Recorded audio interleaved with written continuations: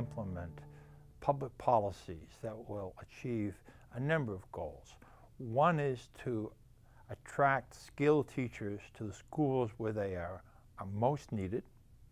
The second is to induce teachers to focus their time and efforts on having all students master the curriculum.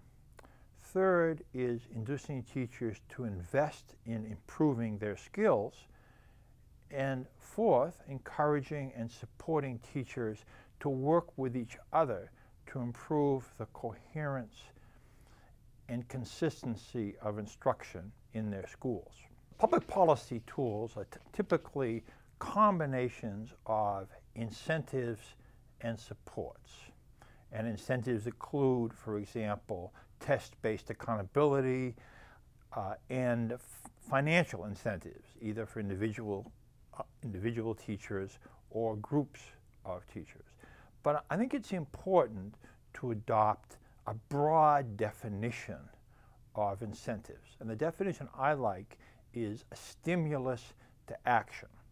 But the goal of incentives is to influence the behavior of individuals and groups.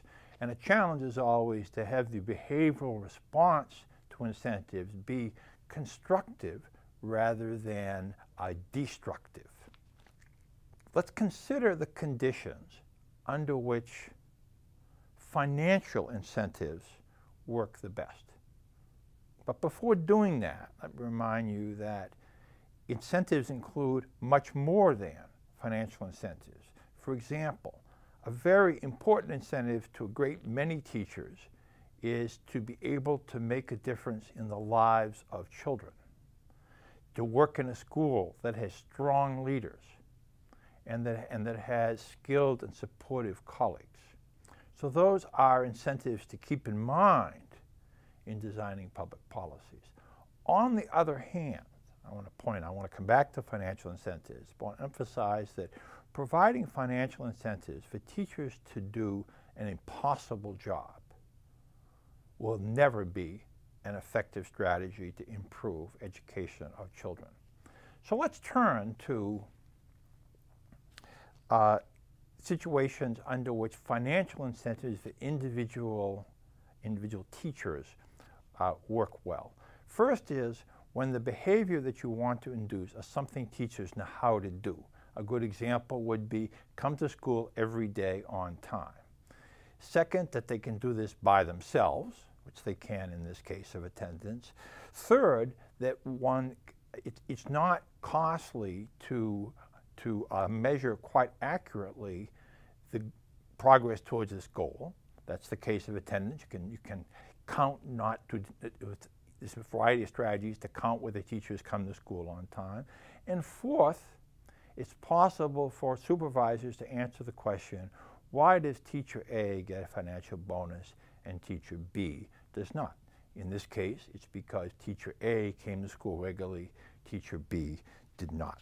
So attendance is an example in which well-designed incentives can make a difference. Another area is attracting skilled teachers to work in particular schools. Financial incentives can work there. Another example is inducing skilled teachers to take leadership roles, for example, to lead an after-school program.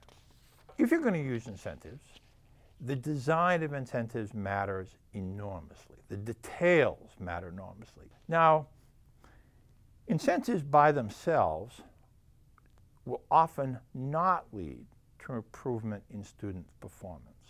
And that's particularly the case when you have achieved the goal of having teachers come to work every day and work as hard as they can. The problem in a great many settings is that teachers lack the skills and knowledge to teach the curriculum effectively. And that's where supports come in, increasing the capacity of teachers to do this important and difficult work. Now, how do you do that? Well, unfortunately, conventional in-service training, often called professional development, does not have a good track record, especially in developing countries. It has not typically resulted in improved teaching and increased student learning, in part because it's an event rather than a process, and in part because it typically does not focus on the detailed work that teachers do with students. In contrast to professional development, supports aimed at providing detailed instructions to classroom teachers about how to teach particular lessons, almost scripts, have proven to make a difference, particularly in settings in which teachers have quite low skills. The next step is to improve consistency in instruction among teachers in the same school. For example, in teaching a difficult skill such as division of fractions, it's important not only that the 4th grade teacher know how to teach that and the 5th grade teacher know how to teach that, it's important that they teach it in the same way. And so struggling students, are not confused. Now, importantly, incentives and supports are complements, not substitutes. Now finally, the last point concerns learning what works. As I said, the design of incentives and supports matter enormously, as well as how they are implemented. And so typically trying to copy something that was done in another setting won't work. You need to learn whether the design and implementation of a particular package of incentives and supports will work in your setting. To do that effectively, you need to plan the evaluation at the same time that you're planning the intervention, the public policy. If you try and do the evaluation after the fact, it typically will not provide good evidence whether the policy made a difference.